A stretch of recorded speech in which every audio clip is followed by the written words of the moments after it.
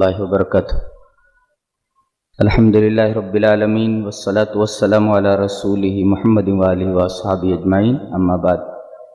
औज़ु बिल्लाहि मिनश शैतानिर रजीम, बिस्मिल्लाहिर रहमानिर रहीम। या अय्युहन्नासु उअ्बुदू रब्बकुमुल्लज़ी खलक़कुम वल्लज़ीना मिन क़ब्लिकुम लअल्लकुम तत्तक़ून। इस इजलास में उपस्थित और मौजूद सामीन और सामियात, कुछ ज़रूरी पहलुओं के ऊपर रोशनी डाल देना ज़रूरी समझता हूँ। दुनिया में इंतशार और आपसी नफरत, जानते हैं इसकी वजह क्या है? इसकी वजह यह है कि आदमी धर्म को फॉलो नहीं करता। आदमी जब शास्त्र और धर्म को फॉलो नहीं करता, फसाद रखा है, आपसी इंतशार रखा है। सबसे पहले मैं आपसे एक सवाल करूंगा कि आप मौजूद हैं?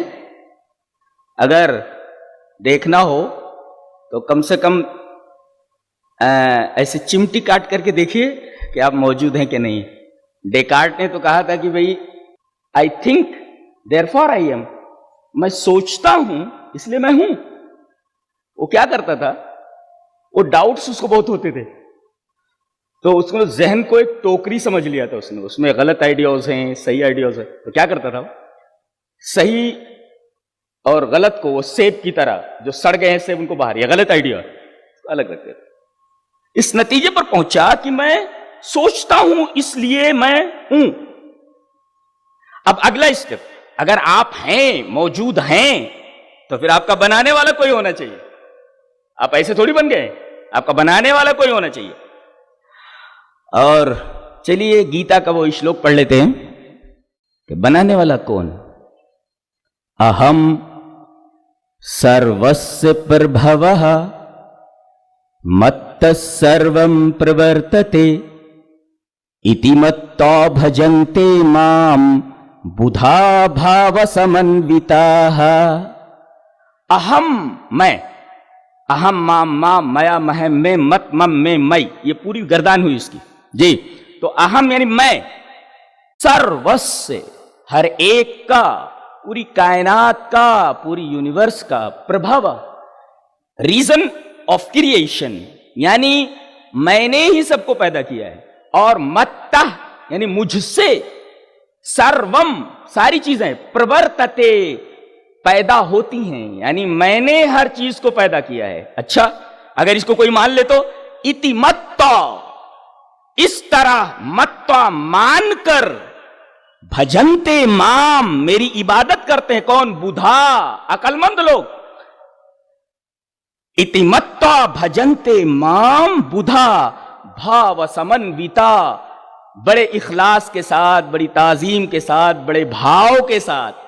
इसका मतलब यह हुआ कि अल्लाह को, ईश्वर को अपना पैदा करने वाला मानकर उसकी पूजा करना, उसकी इबादत करना, यह अकलमंदी की दलील है। अगर कोई ऐसा नहीं समझता, बेवकूफ है, वो नादान है, वो बुधा, कम से कम बुद्ध नहीं हो सकता, अकलमंद नहीं हो सकता। अच्छा चलिए, उसने पैदा किया हमको, अब हमको पैदा करके छोड़ दिया है? नहीं, कानून दिया, कानून। और उस कानून को अगर सब फॉलो करें, तो कानून को फॉलो कौन करता है? आदमी काम कारता हो जाता है, अपने दिल से जो उसको अच्छा लगता है वो करता है। गीता का अगला श्लोक, यशास्त्र विधिमुत्सृज्य वर्तते कामकारतः न स सिद्धिमवाप्नोति न सुखम न परंगतिम। कहते हैं कि जो यह यो ये यम यो यान एन याभ्याम ये यस्मै याभ्याम यब्बे यस्मात् याभ्याम यब्बे यस ये यो येषाम यस्मिन् ये योषु। बहुत ही मुश्किल जबान है, बहुत कम लोग इस पर थॉरो होते हैं, नहीं आता। ये बहुत मुश्किल जबान है, toughest language in the world. तो यह जो शास्त्र विधि, शास्त्र के कानूनों को उत्सृज्य छोड़कर, वर्तते कामकारतः हो जाता है अपनी ख्वाहिश से काम करने वाला, शास्त्र के कानून को छोड़ देता है और दिल जो कहता वो करता है। तो कहते हैं न स सिद्धि मवाप्नोति, तो वो सिद्धि को प्राप्त नहीं होता, उसे नजात नहीं मिलती, न सुखम और न सुख प्राप्त होता है, न परम गतिम, गति के माने मकाम और परम माने आला, आला मकाम यानी जन्नत नहीं मिलती उसको, और इसी तरह उसको सुख प्राप्त नहीं होता और उसे सिद्धि प्राप्त नहीं होती। क्यों? इसलिए कि उसने शास्त्र के विधि को, कानून को फॉलो नहीं किया। अब काम कारता आदमी हो जाए और ज्ञान हो, कहता मेरे पास ज्ञान है, इल्म है, मेरे पास इल्म है, लेकिन आदमी इल्म के, आज यही है पूरी दुनिया में, इल्म है मगर इल्म के बावजूद, ज्ञान के बावजूद आदमी अपने दिल से, अपनी मर्जी से काम करता है। क्या प्यारी बात कही गई है, देखिए श्लोक देखिए, धूमेना वीर्यते वह्निहि यथा दर्शो मलेन च यथोल्बेना विरित्तो गर्भः तथा तेने दमावृतम। अहे क्या बात कहते हैं, कहते हैं कि जिस तरह आईने पर, शीशे के ऊपर अगर गर्द आ जाए, मल आ जाए, तो शीशे में अपनी सूरत साफ दिखाई नहीं देती, आईना गंदा हो जाता है। इसी तरह जिस तरह बच्चे को उसका उल्ब, क्या कहते हैं उसको, गर्भ, बच्चेदानी उसको घेरे रहती है, इस तरह। और जैसे आग को, धूम, अग्नि को वहनी, वहनी के माने होते हैं अग्नि, तो अग्नि को जिस तरह धुआं, धूम जिस तरीके से घेरे रहता है आग को, और आग दिखाई नहीं देती, जिस तरह बच्चे को उल्ब घेरे रहता है, इसी तरीके से आईने को मल घेरे रहता है। अगर आदमी के पास इल्म है मगर वो अपनी मर्जी से काम करता है, तो ये काम, ये उसकी मर्जी, ये उसके ज्ञान को ढांप लेती है। इसी तरीके से अब जब ज्ञान ढप गया तो क्या बोलेगा वो, क्या करेगा, उल्टा पल्टा ही करने वाला है, इसलिए कि उसके पास ज्ञान नहीं है, ज्ञान ढक गया उसका ख्वाहिश की वजह से। ये है, क्या बात कही गई है, क्या बात है। किस धर्म में कहा गया है कि भाई एक आदमी दूसरे से नफरत करे, एक आदमी दूसरे को मारे? ये ना तो इस्लाम में है और ना तो गीता में है। चलिए पढ़ लेते हूं। अहिंसा सत्यम क्रोधः त्याग शांतिरपैशुनम दया भूतेष्वलोलुप्तम। इतनी प्यारी बात कही गई है। कहते अहिंसा, अपने हाथ पैर और जबान से किसी को तकलीफ पहुंचाना, अहिंसा यह नहीं होना चाहिए। और सत्यम, हमेशा आदमी को सच बोलना चाहिए। अक्रोधा, आदमी के अंदर क्रोध नहीं होना चाहिए, अक्रोध, क्रोध नहीं होना चाहिए। और त्याग होना चाहिए कि अगर उसे जरूरत पड़ रही हो अपने भाई के लिए वो चीज छोड़ दे। और शांति, इस्लाम का नाम ही शांति है। इस्लाम इज इक्वल टू शांति। ना अक्सर मुसलमान इस्लाम को फॉलो कर रहे हैं, ना अक्सर हमारे भाई गीता को फॉलो कर रहे हैं। जाहिर है शास्त्र के विधि को फॉलो नहीं कर रहे। अब यहां क्या, अहिंसा सत्यम क्रोधः त्याग शांतिरपैशुनम। पैशुन का मतलब होता है गीबत, यानी आदमी अपने भाई की पीठ पीछे बुराई करे, दैट इज कॉल्ड पैशुन। और अपैशुन ऐसा नहीं होना चाहिए, गीबत नहीं होनी चाहिए। और दया, आदमी के अंदर रहम होना चाहिए। दया भूतेषु, तमाम चीजों में, दुनिया के तमाम इंसानों के लिए के प्रति दया होनी चाहिए। दया भूतेषु वलोलुप्तम। आदमी चाहता है कि यह चीज मुझे मिल जाए, अरे ये चीज मुझे नहीं मिली, ये चीज मुझे नहीं मिली, ये चीज मुझे मिली। अब इस्तिराब की वजह से कि ये चीज मुझे मिली नहीं, इसके लिए वो हर जायज नाजायज तरीका इख्तियार करता है। इसको कहते हैं अलोलुप्तम, ये नहीं होना चाहिए। और हिरीर चापलम, हिरीर का मतलब हया, लज्जा। बताइए लज्जा कहां है? लड़कियों को देखिए आप, कहां लज्जा है? लड़कों को हमारे देखिए, लज्जा कहां है उनके अंदर? हिरीर कहां है उनके? नहीं, हिरीर कहां है? लज्जा कहां है? लज्जा खत्म हो गई है ये।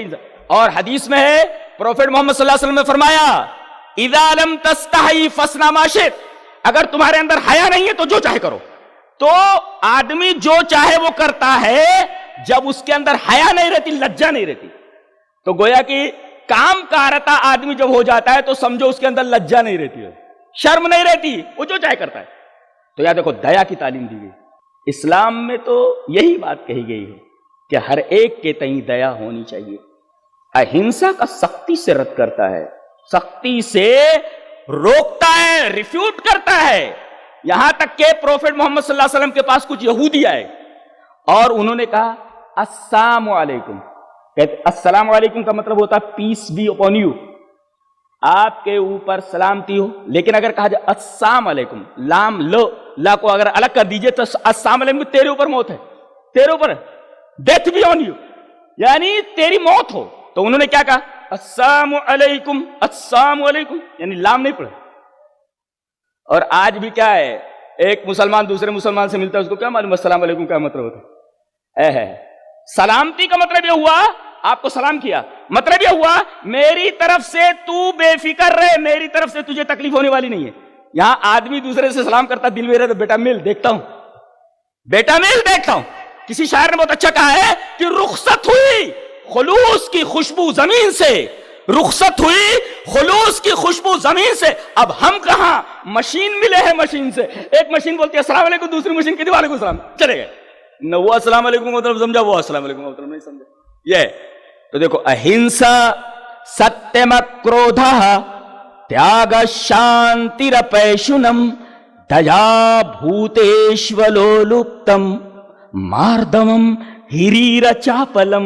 देखिए यहां पर मार्दमम, नरमी होनी चाहिए, यही बात हदीस में कही गई है।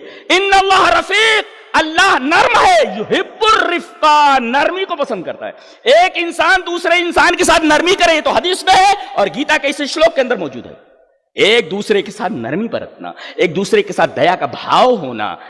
मैंने बताया नहीं कि फसाद कहां होता है, जब आदमी शास्त्र के विधि को फॉलो नहीं करता, शास्त्र के कानून को फॉलो नहीं करता, काम का आरता हो जाता है। अब जाहिर है कि काम मौजूद है, अब ये काम क्या करता है, ज्ञान को ढक लेता है। जिस तरह धुआं आग को ढक लेता है और जिस तरह बच्चे को गर्भ घेर लेता है, ढाक लेता है, और जिस तरीके से मल गर्द गुबार आईने को ढाक लेते हैं, ऐसे ही आदमी के ज्ञान को उसका काम, आदमी के ज्ञान को उसका काम घेर लेता है। कहता मेरे पास इल्म है। आज कैसे साइंस ने बड़े तरक्की कर ली है। मैं तो कहता हूं कि रेप के केसेस, मर्डर के केसेस, किडनैपिंग के केसेस हमने बचपन में सुना भी नहीं था कि ऐसा कुछ होता है। गांव में सीधे साधे लोग होते थे, एक दूसरे से मोहब्बत करते, कहते बड़ी तरक्की हो रही है इल्म में। अरे तरक्की हो रही है, लेकिन ये ज्ञान जो हो रहा है, ज्ञान, हम उड़ रहे हैं कहां, आसमान। अरे ज्ञान तुम्हारे पास है, लेकिन ज्ञान को काम ने घेर रखा है ना। अब काम जब घेर ले ज्ञान को, तो ज्ञान तो छुप गया ना, क्या काम ऊपर आ गया। और काम जब आ जाए तो सुख तो प्राप्त होता नहीं। जैसा कि श्लोक में कहा गया, यह शास्त्र विधिमुत्सृज्य वर्तते कामकारतः न स सिद्धिमवाप्नोति न सुखम न परांगतिम। मैं बेसिकली संस्कृत का स्टूडेंट हूं, मैं संस्कृत, और मेरा ग्रामर बहुत अच्छा है, मेरा संस्कृत का ग्रामर बहुत अच्छा है। मैंने कालिदास को पढ़ा है, बहुत सारे अदीब लोगों को पढ़ा है, और ये सबके बस का रोग नहीं है। बहुत ही मुश्किल जबान है, बहुत मुश्किल। मैं वो बताने जा रहा था, जैसे हु माने कौन होता, हु माने कौन अंग्रेजी में, और अरबी में मन माने कौन। संस्कृत में 24 है पुल्लिंग के लिए, 24 है स्त्रीलिंग के लिए, 24 है नपुंसक के लिए, मैस्कुलिन, फेमिनिन, न्यूटर, हर एक के 24-24। कह, एक क ऐसे लिख करके अगर विसर्ग, ये दो नुक्ते ऊपर नीचे रख दिए जाएं, बिंदी, तो आधा हा की आवाज निकलती है, उसे विसर्ग बोलते। कह, जानते इसकी कितनी हालत है। कह कौ के, कम कौ कान, केन का अभ्याम कै, कसमे का अभ्याम कै, बेकस्मात का अभ्याम कै, बेकस कह केशाम, कस्मिन कह केशु। अब कहना हो कि ये किसकी किताब है, तो कहेंगे इदम कस्य पुस्तकम अस्ति। का नहीं कह सकते आप वहां तो। और का के का, काम के का, कया का अभ्याम का भी, कसिये का अभ्याम का, बेकसिया का अभ्याम का, बेकसिया के कासाम, कसियाम के कासु। ये हुआ स्त्रीलिंग का। और नपुंसक का किम